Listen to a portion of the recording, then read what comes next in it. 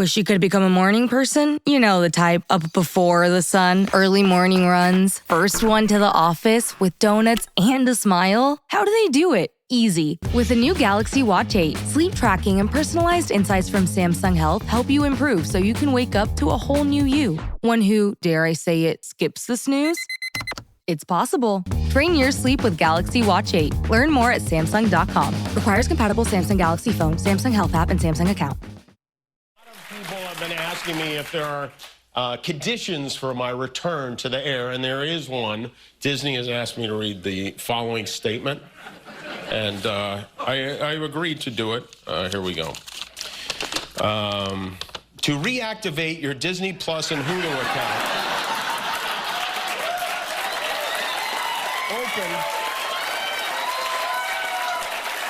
open the Disney Plus app on your smart TV or TV-connected device.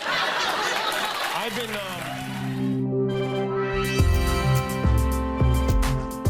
Welcome to Quiet Riot, a politics podcast that aims to float your boats rather than stop your boats.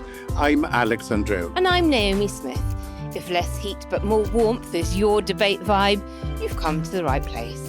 So take a deep breath, pop a couple of Tylenol, and help us begin another Quiet Riot.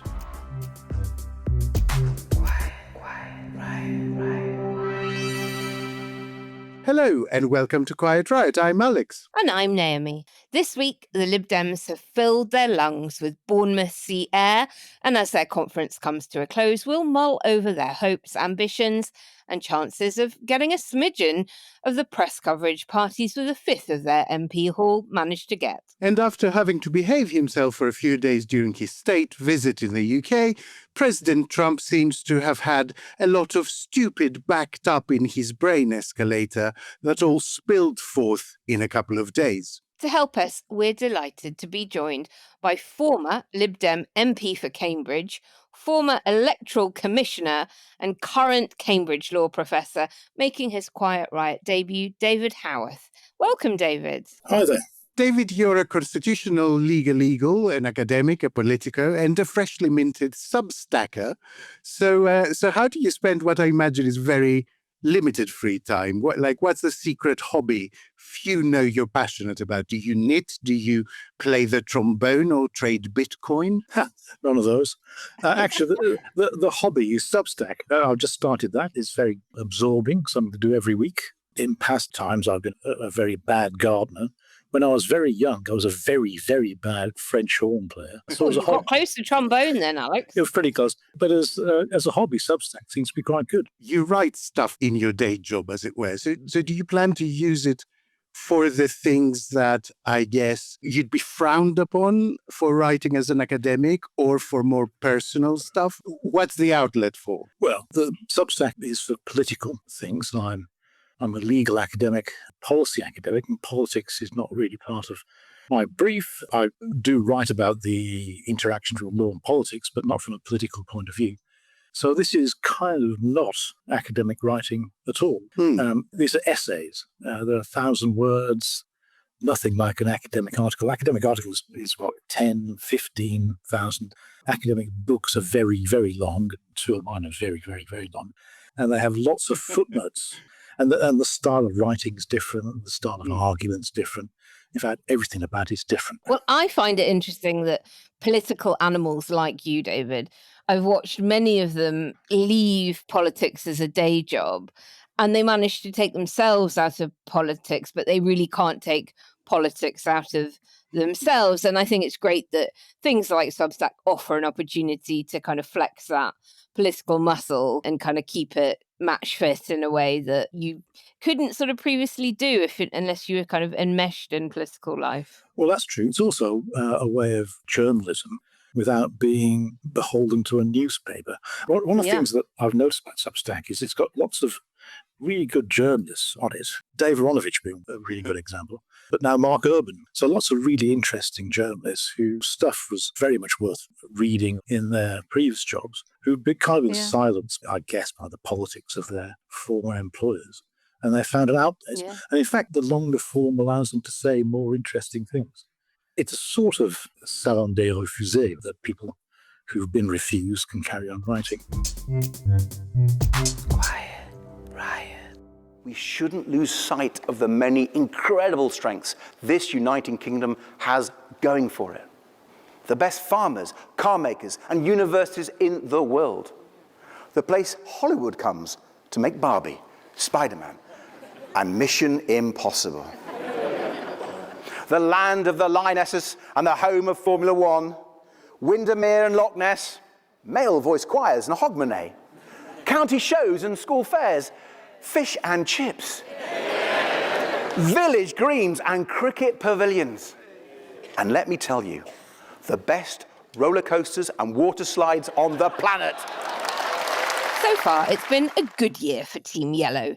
The Liberal Democrats now control more councils than the Conservative Party, and in May's local elections in England, they elected more councillors than either Labour or the Tories.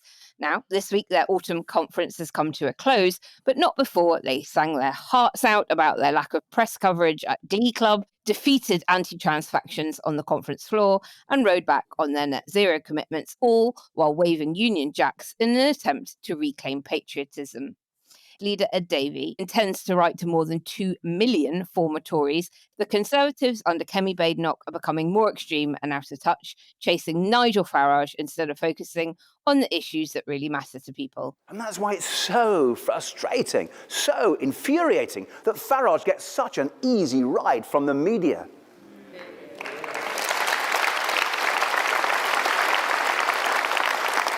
As he lies, as he divides, the BBC and others give Farage so much time and attention, but they never hold him to account for all the damage he has already done. The damage of Brexit, Farage was Brexit's champion. The damage of Donald Trump, Farage campaigned for him. All the damage of Boris Johnson and Liz Truss, Farage backed them both. So much that is broken in our country today is broken thanks to Nigel Farage. And so once more, their party strategy is called into question. Do they stick or twist, carry on chasing former Tory voters to increase their seat haul, or tack back to the centre-left in the hope of mopping up the increasing number of disgruntled Labour voters who are currently piling up high in the don't know crossbreak in opinion polls? David, you were elected as an MP under Charles Kennedy's leadership. At the time, the party was against tuition fees, against the Iraq War, in favour of a penny on the pound of income tax to fund the NHS and social care. But since coalition, the party leadership has tended to take opposing views on much of that, and now brands itself the party of Middle England. I wanted to ask you how you would describe the current economic positioning of the Lib Dems in British politics. Well, all these terms make no sense to me anymore. The party's economic policy has generally been centre-left since the late 1920s. It hasn't really varied from that much. The idea is that the state intervenes to save capitalism, not to replace it. And that basic stance has remained the same. It remains the same now. The party's not a socialist party. It doesn't believe in increasing public expenditure to take over the state. It believes in it to do the things that the market can't do, to redistribute to the extent that that's necessary to save the system as a whole. So I don't really think much has changed about that. There was an attempt, I think, by people who are generally referred to as orange bookers, but the book itself was very different from the epithet, to take the party in a very free market direction. And that's never really been the party's position. It wasn't really the party's position in the 19th century either. And that, I think, failed for the obvious reason it's a really bad idea. And where we are now, I think, is simply just one of the iterations of the basic position. It does vary a little bit. But in fact, if you listen to Daisy Cooper, she's mainly talking about it. The deputy leader. She's mainly talking about increasing taxes. It's increased taxes on the banks, on the gambling industry. I know it's very easy to use labels in politics, not really think about the detail. But if you look at the detail, party is basically where it was.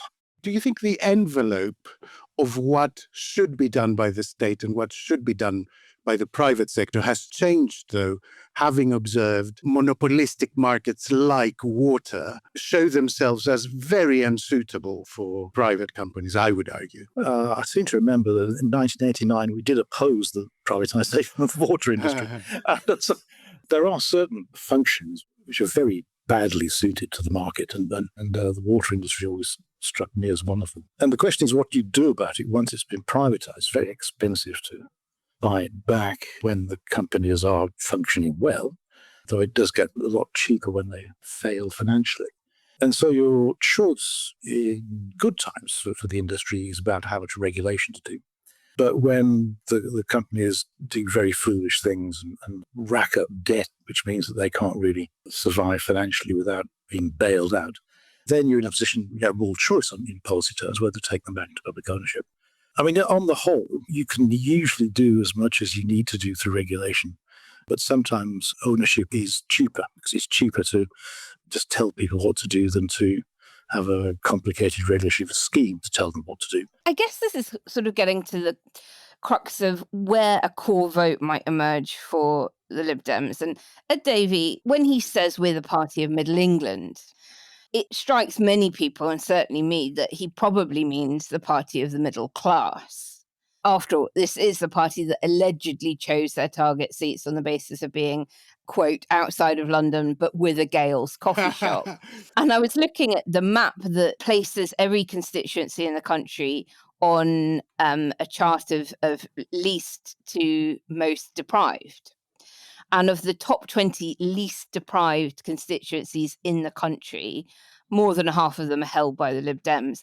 And in fact, it's only Torbay, St Ives and North Cornwall that register amongst the most deprived areas in the UK that also happen to have a Lib Dem MP. And so how does the party currently hope to position itself in a way that would appeal to those outside the middle classes and the middle class areas?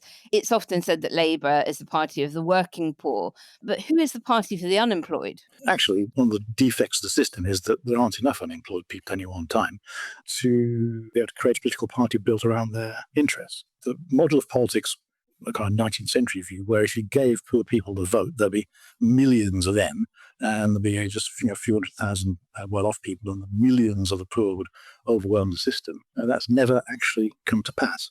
What you're asking there is, how does a political system reflect the views of a broad spectrum of people without making itself unmanageable?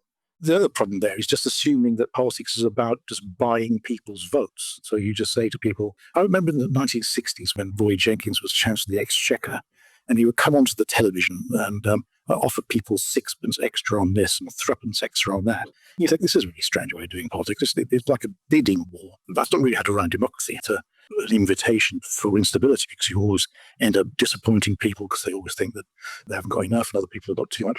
So it seems to me that politics based on values can appeal to people in all sorts of different economic circumstances. Politics based on hope could also offer hope to lots of people in lots of different circumstances. And it isn't just a question of saying, we'll give you an extra £5 on this and take an extra £5 from the other lot on that. But my question also is about the core strategy for getting a core vote for the Liberal Democrats.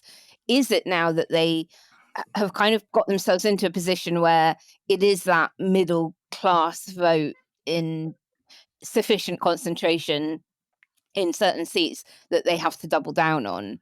Or is there scope for them to try and reclaim some of the zeal they had when you were an MP and they were able to win seats in Cardiff, in Haringey, in Brent, in Manchester, urban centres that now have Labour-only representation at a time when Labour's in real trouble? Well, they're mainly student seats. They're future middle-class people. So I'm not sure they are so different. Even going back to Liverpool, Mossley Hill and Edgehill, that kind of area, even that was not all that badly off. I'm not sure there was this golden age when Liberals got votes from the poorest people, except, of course, before the invention of the Labour Party, when we did.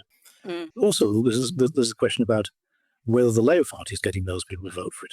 There's a very large abstention rate among people on very low incomes. Lots of people feel that they're completely ignored.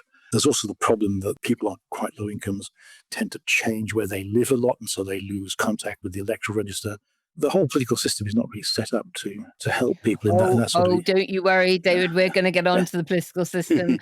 I did want to ask you about target seat strategy, because there's been a little bit of media coverage about John Curtis, veteran psephologist, saying that he's pretty critical of their strategy, calling it, quote, a fundamental mistake to believe you have to win votes from your principal opponent in order to defeat them, and that principal opponent at the last election being the Conservatives, because you win by squeezing Green and Labour supporters in otherwise Tory seats and winning them that way. Of their 30 notional target seats, the Lib Dems notional target seats, all but 4 are held by the Tories at the moment. What do your psephological senses say about that John Curtis rebuttal to the current Lib Dem strategy? Well, when I was reading it, it struck me that the opposite is also true, that if you want to win Labour seats, you've got to be squeezing the Conservative vote, as I did, actually. My victory in 2005 wasn't just students voting against the war or middle-class Labour voters in Cambridge voting against the war, although it was a lot of that. It was also Conservative voters voting against Labour. So this idea that tactical voting only works on one side of the line, I don't think is correct. You need both a positive message and a squeeze message. The positive message that can work to get you near enough the line, and then the squeeze message that gets you over the line. But it works both ways. I mean, if we are going to target some Labour seats, we'll need squeeze messages for Tory voters. Quiet riot. When your investors, customers, and workers demand more from your business, make it happen with SAP. The AI-powered capabilities of SAP can help you streamline costs, connect with new suppliers, and manage payroll, even when your business is being pulled in different directions. To deliver a quality product at a fair price while paying your people what they're worth too, so your business can stay unfazed. Learn more at sap.com/uncertainty. Quiet riot. Is there a lack of ambition, do you think, at the moment, David? There does genuinely seem to be a collapse of, I guess, the two main parties, and a palpable disappointment of their traditional voters. And really, it's only Reform that's saying we can be the new party that breaks into that duopoly. Lib Dems seem to still be adopting a strategy that we want to build and get bigger as the third party, but they don't really seem to believe that at some point they could be in government as the winning party again. That seems to me to be missing from their vocabulary. Well, it's probably missing from what the party leadership says in public, but I don't think it's missing from what they think when they're thinking about the future. The big hesitation is because of 2019. Because in 2019, there was a big, ambitious strategy to win, basically. That was torpedoed by Farage, by Farage's tactical withdrawal to allow the Conservatives to beat not just us, but also Labour. The party's tactical decisions then were very poor. They'd set a strategy based on a set of assumptions that turned out to be wrong, and then didn't change course fast enough to adjust to the new position. And I think that's been quite scarring. And I think people who are trying to work out a party strategy are quite worried by, first of all, appearing overambitious and having journalists say, well, that's just not realistic. Yeah. And secondly, being overambitious and spreading the resources too thinly in a way that you end up losing what you have, not gaining, making the large gains you wanted to get. It is true, on the other hand, that the strategy in 2024 was ultra cautious. Seats that were eventually taken didn't really become target seats until 7 days before the polls. And in one case, one Cambridge, we had 3 seats in Cambridge.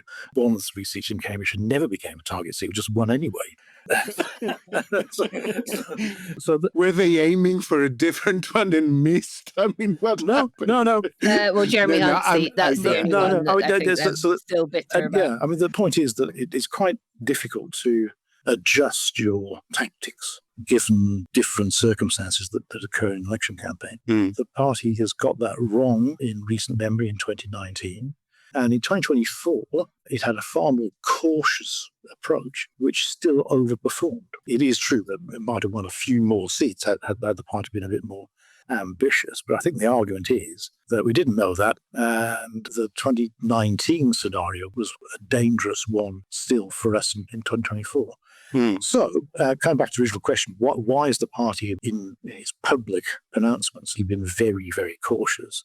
And I think it's largely been the terrible experience of Joe Swinson. On immigration, you've written about, I guess, the absence of leading liberal voices from that space, from the small boats argument and the immigration argument, while everyone else is piling in. What do you think the Liberal Democrats should be saying on the subject? Well, I think Ed started to say it. He said that when eventually he was asked, I think by Sky, because BBC thinks we don't exist, but he was eventually asked by Sky, what do you think about this? And he said, it's partially Farage's fault. And then talked about Brexit as being a major problem that contributes to the small boats. He was talking about the lack of returns on the Dublin Convention. But in fact, it's even more than that. It's the lack of access to the database of fingerprints, which is going to be a database of more than just fingerprints quite soon. The common system on asylum the EU had and is going to get an even more integrated one from next year. Being outside that system is a draw across the channel. The way I always put it is that if you want to control your borders, you've got to have some control over both sides. And that the strategy of the other parties is concentrating on just having more and more control inside your own boundary and having absolutely no control over the people approaching the boundary from the other side. And so if you're in the EU, you would have that sort of control, the people approaching the border, in exchange for having a common system, a cooperative system with other countries about what happened inside. And so I think Ed's started to make some progress on that argument. He uses it again in his speech. One of the things about it is it drives Reform Party people crazy. So that's good, because one of the most important rules of politics is that you've got to work out what your opponent least wants you to say and say that. And so that is moving along. Where, of course, it isn't going as far as it could, because there's still some nervousness about the whole topic, is to say, well, which is what I said in my Substack, that what we really need to be is inside the common asylum and migration policy, which is a burden-sharing policy, which means that we'd have some responsibilities as well as having more rights. But those rights would include rights to return, which are much easier in the new system than they were in the old system. A person only being able to apply for asylum once in any member state. In fact, the great complaint of Tories and Reform, how come these people are in France? Why haven't they applied for asylum in France? That's solved by the new pact on migration asylum, because it includes an obligation for people to apply for asylum in the first EU member state that they arrive in. Yeah. So a lot of the things that people complain about would be solved by being inside the pact on migration and asylum, because in exchange for that, we'd have to take our fair share of the burden. But that's the kind of thing that we as Liberals are in favour of. We're in favour of international cooperation and burden sharing. I'd love to talk to you about where Farage is taking the debate on immigration. Small boats will probably never be far from his vocabulary, but this week we've seen him attack the indefinite leave to remain visa route, fresh off the heels, I imagine, of the H-1B visa debacle that Trump has kicked off over in the US. You seem to be quite keen not to be pinned down too much on the detail, but to talk in broad brush terms. But what is the legal basis, for example, for removing indefinite leave to remain from people who've already been granted it? We've given you full details. None of the 800,000 plus that came here under the Boris wave, none of them will be given indefinite leave to remain. Now, we're not going to claim this is some super simple problem to solve, but we are deadly serious about solving it. Has there been an assessment of the cost, especially when you consider how integrated many of those people really are? You know, they're in marriages, they're in friendships, they're colleagues of people. So this policy has a potential to not only unsettle deep social fabrics, but also have a huge economic impact. Yeah, I mean, look, if people are coming here working, contributing, obeying the law, not bringing dependents, not using the welfare system, then people won't have any objections because we're a fair-minded country. On the complexity of families going back, you know, we understand that. Yeah, we do. We absolutely understand that. And, you know, that's why we're giving people advance notice of what's coming. And this will all be in the, frankly, hundreds of pages of legislation that we aim to have ready should Reform win the next general election. What about pensioners who have indefinite leave to remain? They won't be able to apply for a work visa because they're not working anymore, but they may have been in this country for decades. Let us deal with the main objective of today's press conference. It's to wake everybody up to the Boris wave. That is the primary reason that we're sitting here talking with you today. What is the cap on the national critical role visas? How many will be eligible per year? How will the cap be set? Yeah, sure. So this is a serious piece of work. So we're not going to have all the answers to that now. It's going to be contemporaneous to when we are in government. Mr. Farage, I'd like to ask again if you're willing to deport pensioners who refuse to apply for the new visa that you're setting up. Obviously, they won't be eligible for the worker skilled ones. The people you're talking about, the pensioners, probably have UK citizenship. If they haven't got UK citizenship, why on earth are we paying them old age pensions? Can I just clarify, do they include EU settled status citizens? Look, so the answer is no in terms of EU settled status. But there is a caveat. There is a caveat. There are a lot of EU nationals in this country who are drawing on universal credit. So you can expect Nigel's government to open negotiations with the European Union specifically. Will you revoke ILR from Ukrainians and Hong Kongers who have moved here under the government schemes to support those specific groups? 800,000 people are due to qualify for indefinite leave to remain over the course of the next few years. This press conference is to say none of them will get it. Thank you. Do you accept this is going to have a huge chilling effect on types of workers who want to come to the country? Yes, you talk about the investor visa and so on, but there are many people who would not qualify for an investor visa who are still bringing a lot of economic benefit to the country. Would those in the city that are coming in from America to work for Goldman Sachs be worried whether they met the salary thresholds? I very much doubt it. Have the Lib Dems been saying enough about defending those on ILR? Not yet, but I think they will. Ed was quite strong on the rule of law. I heard an interview on the Today programme, a very short one, 8:10, but just for a few minutes, because I think the BBC got a bit spooked by being accused of ignoring Lib Dems and kind of squeezed him in. And he managed to say that liberalism was about the rule of law and cooperating with other countries. Shocking thing for someone to say on the BBC. I don't think anyone said that for about a year and a half. But the rule of law is the key thing here. You cannot, in a civilized country, have retrospective legislation that takes away people's existing rights. And of course, Farage then did a bit of backtracking, but we know where this is going. We know they don't care about international treaties. They don't really care about people's established rights. So I think this is going to be a big issue. It's a big issue because there are lots of people who want to become citizens. They're integrated into people's families all over the country, their neighbours. But I think there's something even more sinister about this. And that is that what Farage and Reform are doing is they're adopting an ideology called national preference. National preference sounds sort of plausible to begin with, because it sounds like you're saying, well, citizens should get preference in various aspects of public services. National preference is actually the fundamental policy stance of the Rassemblement National, or the former Front National in France. Mm-hmm. And it's been adopted by other far-right parties around the country. It might start with citizenship, then moves on, because who counts as a citizen? Who should be a citizen? And so if you listen to Le Pen in France and listen to some of the other far-right leaders, the place they go next is to dual citizens. They start to say that dual citizens have divided loyalties. We're not going to allow dual citizens to have the rights of sole citizens. And then, of course, it goes to even darker places after that, about having the right ancestry. One of the big campaign themes of the Rassemblement National is removing the right to French citizenship for people who are just born in France. They want a system-based ancestry. But you see where this is going, right? Farage and Reform adopted this idea of national preference and are going to run with it.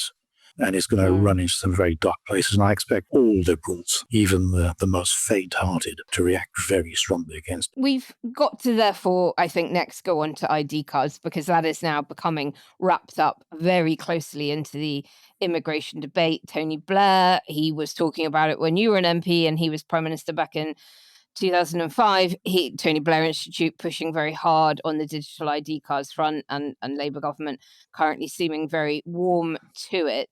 They've announced that it's their intention to consider it to help tackle irregular migration. So my question to you is, will it work? I think it's irrelevant.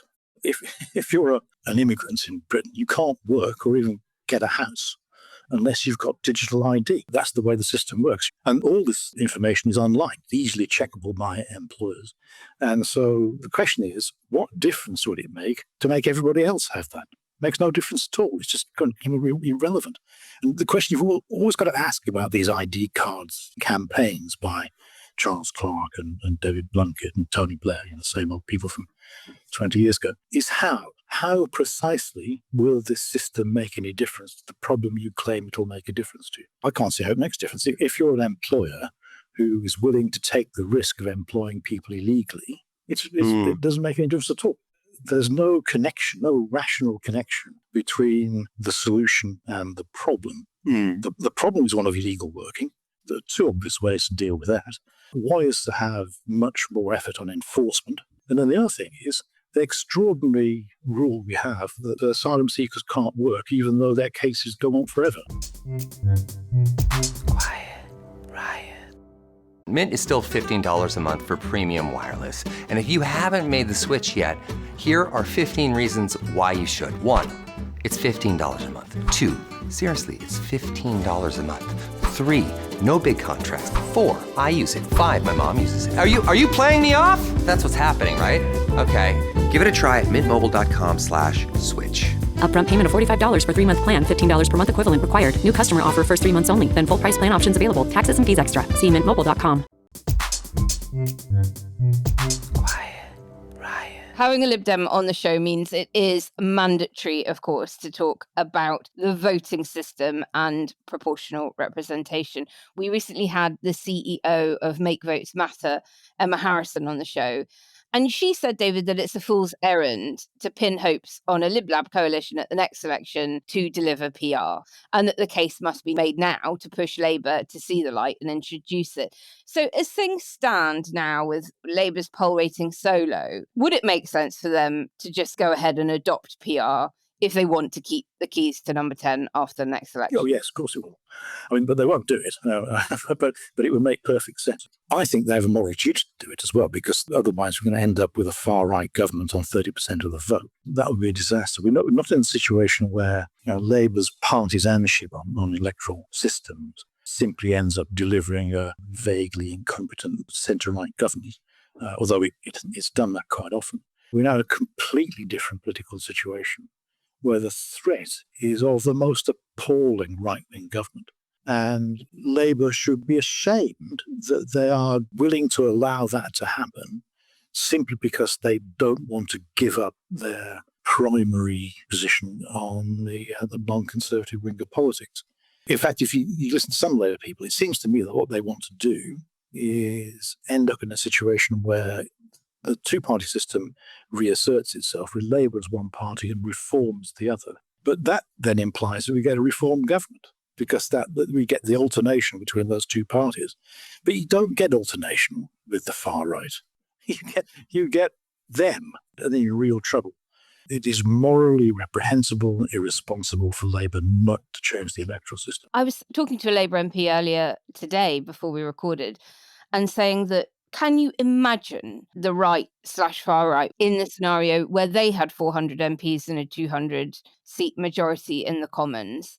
Why the hell isn't this government doing more radical change to try and save us from the threat of far-right government, which, let's face it, could fundamentally change democracy as we know it in the UK? And how do we make that moral argument that you so quite rightly pinpoint? Who should be making it and how should we be making it? Because this is not a radical government that we've got right now. There is more support for radical electoral change on the Labour backbenches than there has been in the past. And in many ways, the most crucial relationship in any government is between the government and its own backbenchers, as we've seen in various defeats for the government or various prospective defeats that they had to buy off. That's where you start. But you also have to identify people within government, ministers, cabinet ministers, who won't say in public, they won't break collective responsibility in public, but who know that what the government is doing is wrong, or give them ammunition to fight within government for that change. As I say, I'm quite pessimistic about it, because I think the Labour Party's instinct is extraordinarily tribal. Well, certainly the PLP, I think we need to note that the party conference and many of the affiliated unions have backed the policy of yes, PR. Indeed. And in fact, you hear Labour people say, or government people say, well, we don't have a mandate to change the electoral system. Wasn't in our manifesto. But of course, also not in the manifesto was not changing the electoral system. They didn't promise to not What's the call to action on this one, Naomi? Well, it's got to be to sign up to David's brilliant new Substack. We're going to leave a link in the show notes. I signed up on day one. I've been restacking him regularly ever since. When David writes, we should all read. Yeah. Now, we are parking Wokey Dokey until Sunday this week because, to be honest, the entire section coming up on Trump's extraordinary interventions is like an extended version of the feature. But we cannot dispense with the need for some good news this week. So without further ado, it's time for Grin and Share It. Good news is welcome to me. Bad news is hell come to me. Good news. Do-de-o-do-lo, do-de-o-do-lo, do-de-o-do-lo, I want good news. What have you got for us this week, Naomi? Well, Alex, in the style of Margaret Thatcher, we are a cousin. Yes, that's right. All of us have a new cousin to welcome to the world because a baby has been born at Twycross Zoo. Humans share 98% of our DNA with bonobos. They are our closest living relative and the only ape species to have a matriarchal society, which I quite like the sound of, and who are desperately endangered. They're only found in the wilds of the Democratic Republic of the Congo, and in the wild, their population is decreasing rapidly due to human threat. Poaching, deforestation, etc. But very heart-tugging photos emerged this week showing a bonobo mother, Yuli, cradling her tiny newborn after it was born at Twycross Zoo in Leicestershire a couple of weeks ago. And all of the conservationists that work there have hailed the birth as very globally significant because it will help save one of the world's rarest apes and humanity's cousin. Twycross is the only UK zoo to care for bonobos and says the new arrival has the distinguished status of being the only baby bonobo in the whole country. Yuli, the mum, arrived there from France as part of a European-led conservation programme in 2023. More cross-European programmes, please. And the conservation programme looks after about 10% of all of the bonobos born in Europe and is a really key part of that collaborative effort between the European Association of Zoos and member zoos. And at the moment, neither mother nor newborn, unfortunately, is going to be visible to the public as they enjoy this really critical period of bonding and nurturing. But I'm soon sure that, once baby is a little bit older and stronger, people will be able to go and see them. So we are a cousin, Alex, and I thought that was worthy of a grin and share it. That's lovely. They're also filthy, horny animals, bonobos. They're constantly shagging each other. And when that's not available, they're fairly partial to self-pleasuring as well. So I definitely feel a kinship. Thanks. Thanks for that. So listeners, as ever, we'll drop a link in the show notes so you can not just grin, but also share it. Quiet Riot. Hey, Fidelity. What's it cost to invest with the Fidelity app? Start with as little as $1 with no account fees or trade commissions on U.S. stocks and ETFs. That's music to my ears. I can only talk. Investing involves risk, including risk of loss. Zero account fees apply to retail brokerage accounts only. Sell order assessment fee not included. A limited number of ETFs are subject to a transaction-based service fee of $100. See full list at fidelity.com/commissions. Fidelity Brokerage Services, LLC, member NYSE, SIPC. Quiet Riot.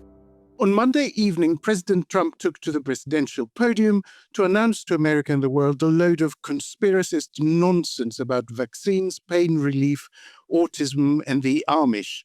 By Tuesday evening, this stuff was not even in the top 10 of stupid things he had said this week, after a speech to the United Nations General Assembly, which had been billed as, and I quote, a welcome to world leaders from His Excellency Donald Trump, President, but went instead like this. Your country is going to fail.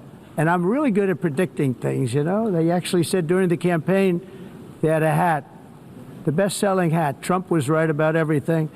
And I don't say that in a braggadocious way, but it's true. I've been right about everything. I'm really good at this stuff. Your countries are going to hell.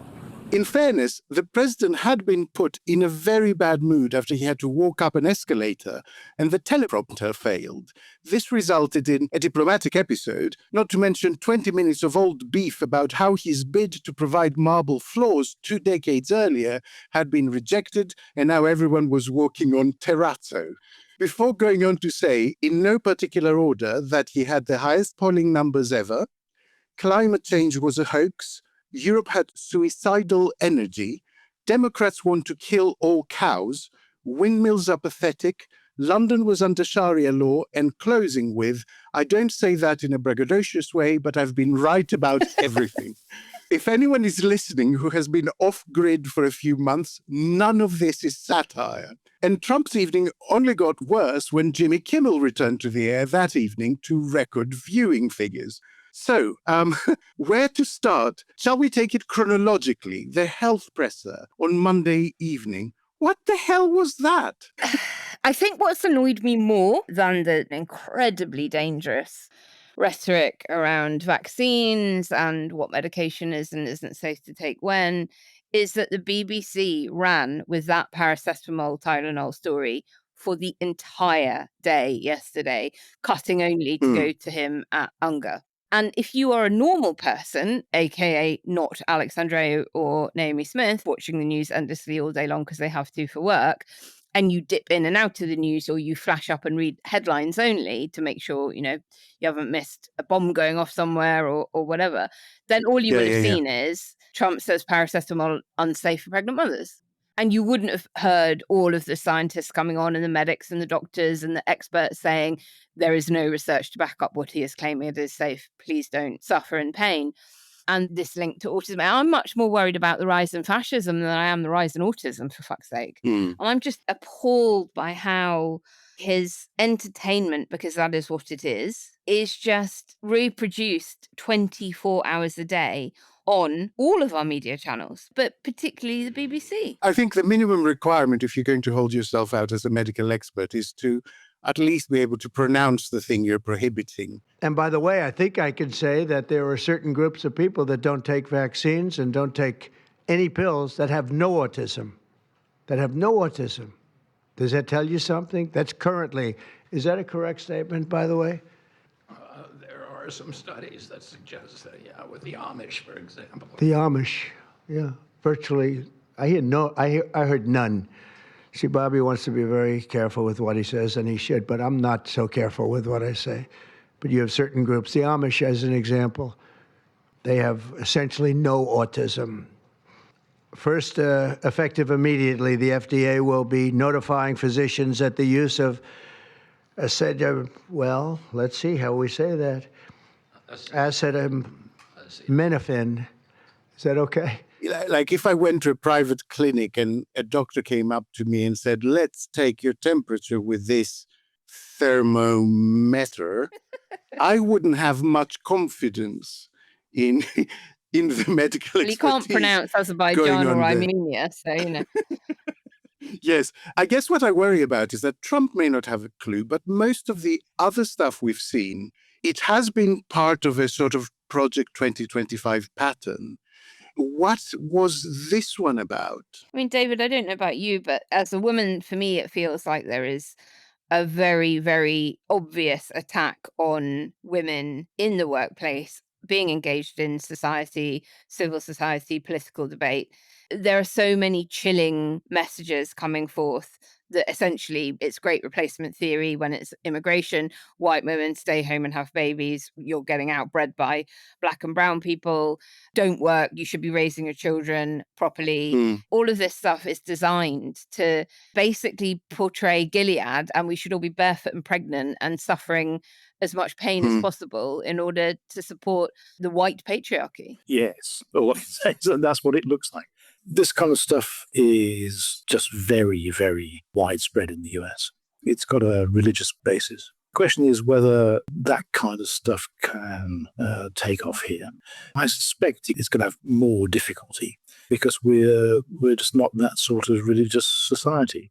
The people on the right, the kind of equivalent of what's going on in the US over here, they kind of were always hoping, was looking for signs that The young people are turning towards religion, and there's going to be a great new revival. Even if there is a turn to spirituality, it's not to the kind of authoritarian, conservative Christianity that is so important in the US. This is really horrible if you're in the US. It's going to be more difficult to get it going here, I think. The problem is, you were saying earlier, David, that the Liberal Democrats can't get on the BBC at the moment. And the concern I have is that it's also kind of directly streamed into our media. Earlier in the day, you had Sam Coates, the Sky News political editor, basically setting out why they were planning to cover Nigel Farage's announcement about indefinite leave to remain rather than the Lib Dem Conference. And it boiled down to, well, this stuff is more eye-catching. So it seems to me that the criterion being applied across media at the moment is, what's the most eye-catching thing we can put on? And Trump, if he's anything, he's eye-catching. I know what you're saying, Naomi, about the BBC, but the BBC at least didn't show that press conference live, which Sky News did. Sky News transmitted the whole thing for like 25 minutes.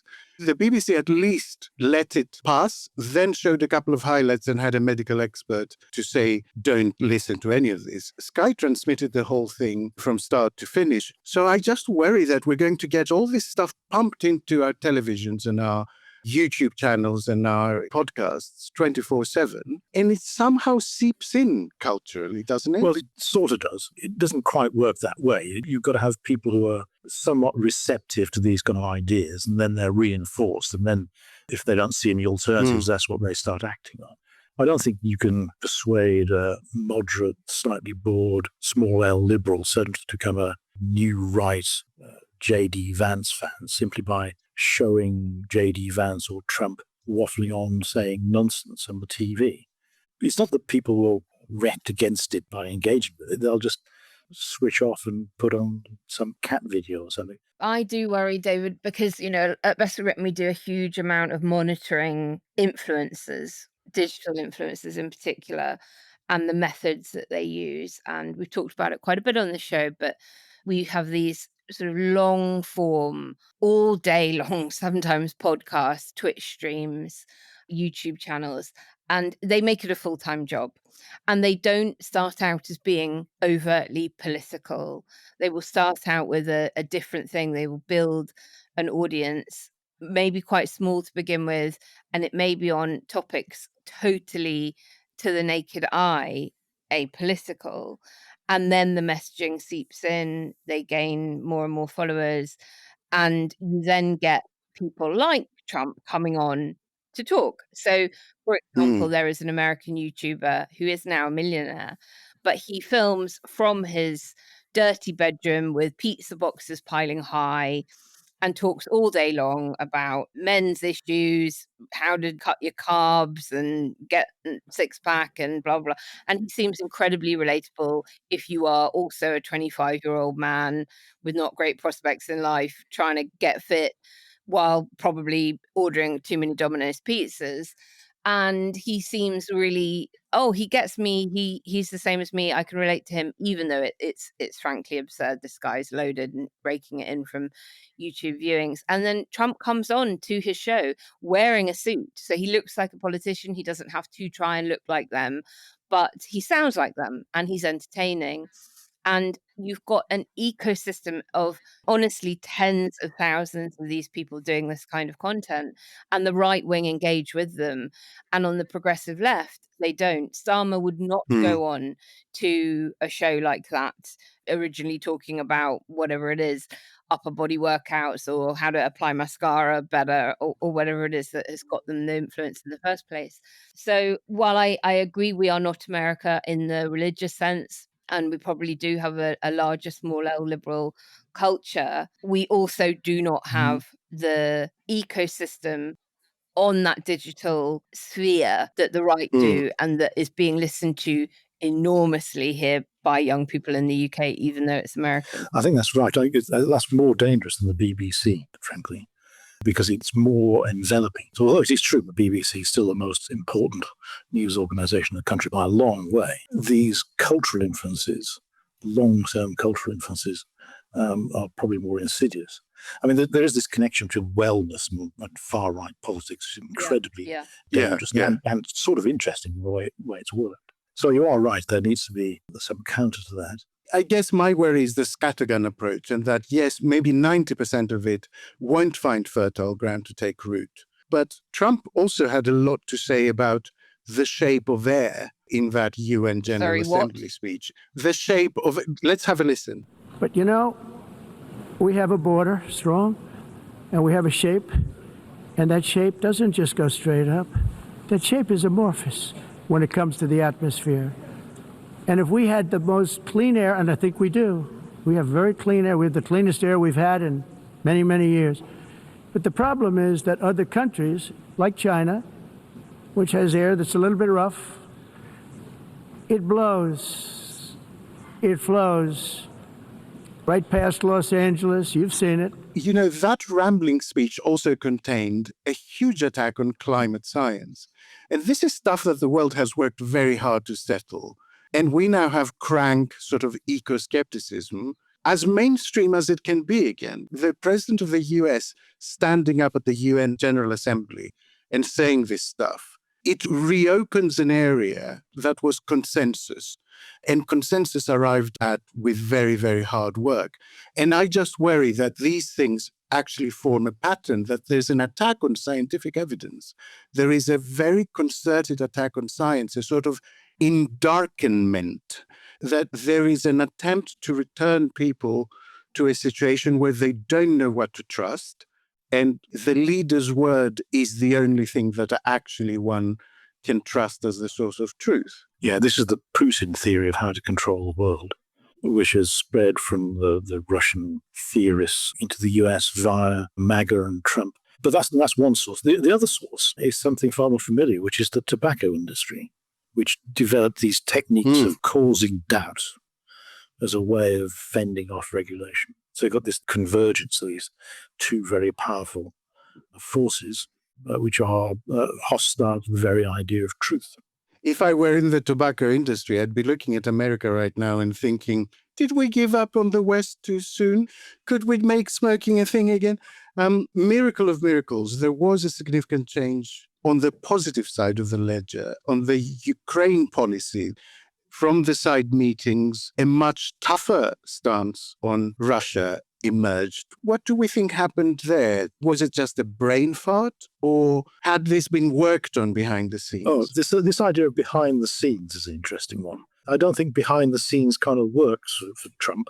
Yeah, there's no behind the scenes. He's always on, right? So what you see is what you get.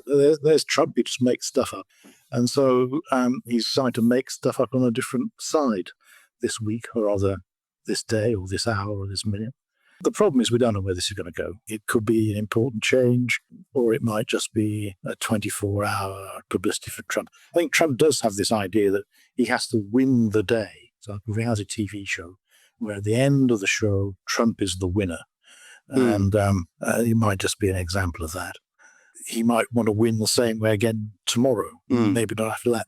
Who knows? I mean, this is why making a trade deal with Trump is a total waste of time, because he just changes his mind. Well, I have to say, on Tuesday, he wasn't the winner.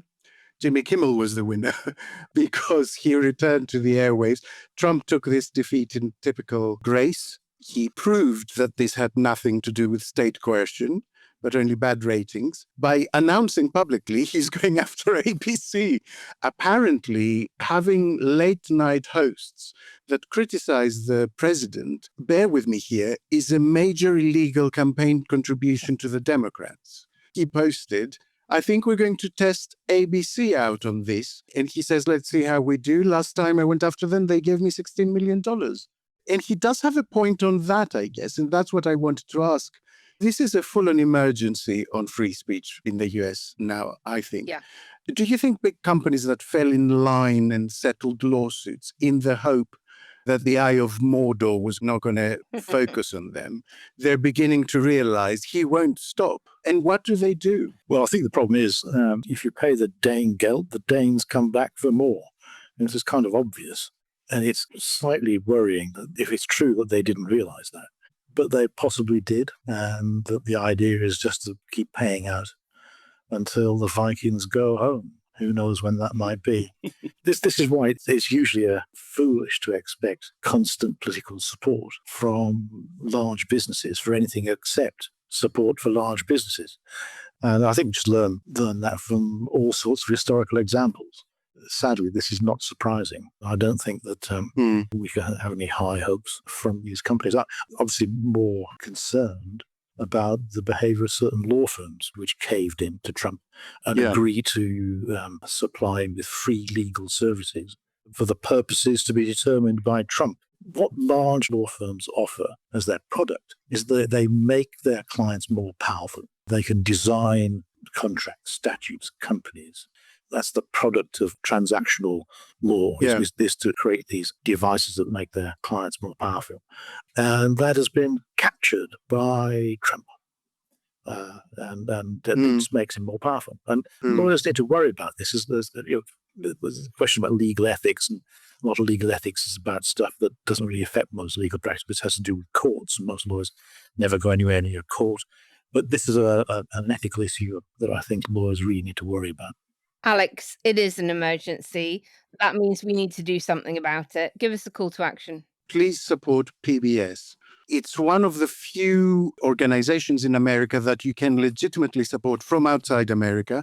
They actually have a branch that puts out explainer podcasts and transmissions to the rest of the world called PBS America. And so you can legitimately support them. It feels to me like that kind of network that does not answer to boards and shareholders and is not entangled with a myriad other companies, which means that regulatorily you can hurt it in a myriad ways, is going to be absolutely fundamental for America and for the world, actually, to know what is going on. So we'll drop a link in the notes. Support PBS. It really is vital. And that's the end of the show, not least because we have a Quiet Riot backers editorial meeting to go and prep for. And we really cannot wait to see many of your gorgeous faces on screen. If you want to be involved in future editorials or ask us anything sessions, the next one is coming up in a few weeks, make sure to sign up over on ko-fi.com/Quiet Riot Pod. And if you can't manage that, then please leave a review, share an episode with a friend, follow us on social media, all the good stuff. You know what to do. But before then, we want to say a huge thank you to our guest, David, for joining us today. David, thank you so much. Oh, thank you. Thank you, David. We'll be back on Sunday just before I head up to Liverpool for the Labour Party conference. Wish me luck. So until then, have a great end to your week and thank you for tuning in. We love you all very much. Bye. Bye. Quiet Riot is an audio production by Cooler Heads with Naomi Smith and Alex Andreou. Produced by Kenny Campbell. Music by Mariana Sangeeta. Artwork by Simona Canelu. And edited by me, Alex Reese. Quiet Riot is a co-production with Sandstone Global. Quiet Riot. Being pregnant is hard with general discomfort, back pain, and headaches. Introducing the Prescott Pharmaceuticals Bite Stick, the latest in science-based jaw-clenching technology. Here's how it works. When you're pregnant and uncomfortable, put the stick in your mouth, bite down, and chomp away the pain. Bite Stick works for fever, swollen limbs, or when you have to listen to this. I said, well, let's see how we say that. Acetaminophen. And remember, when you use Bite Stick, nothing bad can happen. It can only good happen. I earned my degree online at Arizona State University. I chose to get my degree at ASU because I knew that I'd get a quality education, they were recognized for excellence, and that I would be prepared for the workforce upon graduating. To be associated with ASU, both as a student and alum, it makes me extremely proud, and having experienced the program, I know now that I'm set up for success. Learn more at asuonline.asu.edu.